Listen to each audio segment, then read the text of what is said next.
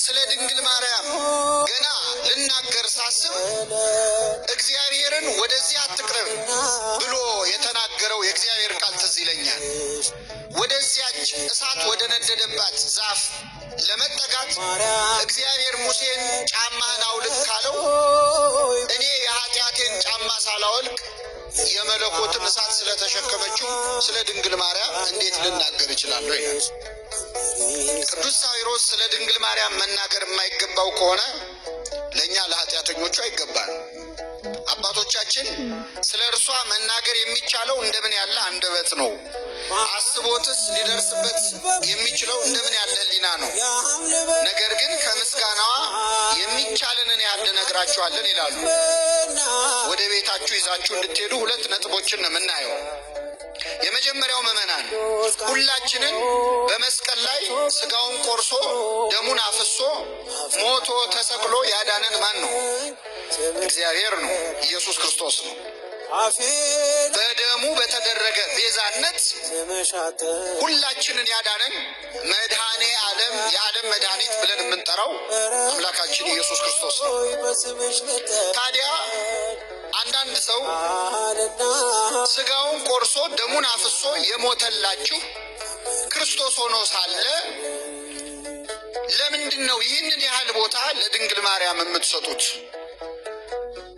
በዓል ቢከበር በእመቤታችን ስም ሲከበር፣ ዝማሬ ስለ ድንግል ማርያም ሲዘመር ሲያይ አንዳንድ ሰው ትንሽ አልበዛም ወይ? ጥሩ ነው፣ ግን ትንሽ አልበዛም ወይ? የሞተላችሁ የተሰቀለላችሁ ክርስቶስ መሆኑን መዘንጋት አይሆንም ወይ የሚል ከውጭም ከውስጥም ጥያቄ የሚፈጠርበት ሰው አይጠፋም። ስለዚህ የመጀመሪያው ምዕመናን እርግጥ ነው በደሙ በተደረገ ቤዛነት ያዳነን አምላካችን ኢየሱስ ክርስቶስ ነው። ድንግል ማርያም ግን ለእኛ መዳን ምን ያህል አስፈላጊ ነበረች? በእኛ መዳን ውስጥ የድንግል ማርያም መኖሯ ምን ይጠቅም ነበር? የመጀመሪያ እናያለን። ሁለተኛ አንዳንድ ሰዎች ደግሞ ድንግል ማርያምን ያከበሩ መስሏቸው ልትከበርስ ይገባታል፣ ምክንያቱም ምንም ቢሆን እኮ የወለደችው አምላክን ነው የሚሉ ሰዎች ከኔ ጋር ናችሁ?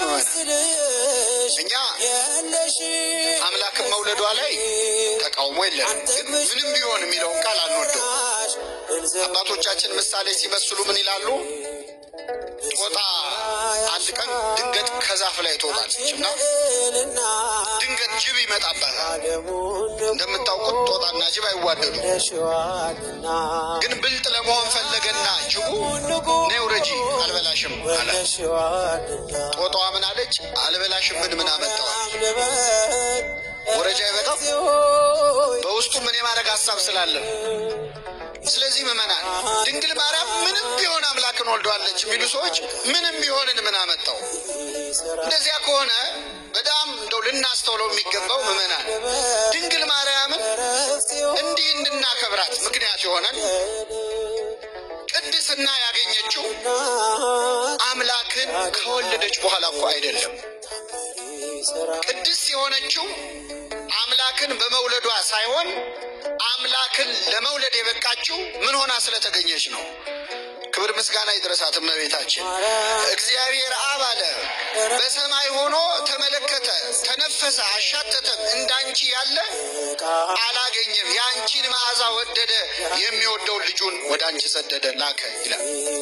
እግዚአብሔር ሌሎች ላይ ያላገኘው ንጽህና፣ ሌሎች ላይ ያላገኘው ትህትና፣ ቅድስና ድንግል ማርያም ላይ ተገኝቷል። ምንድን ነው እግዚአብሔርን ከሌሎች አንስተ ዓለም ሁሉ መርጦ ከእርሷ እንዲወለድ ያደረገው?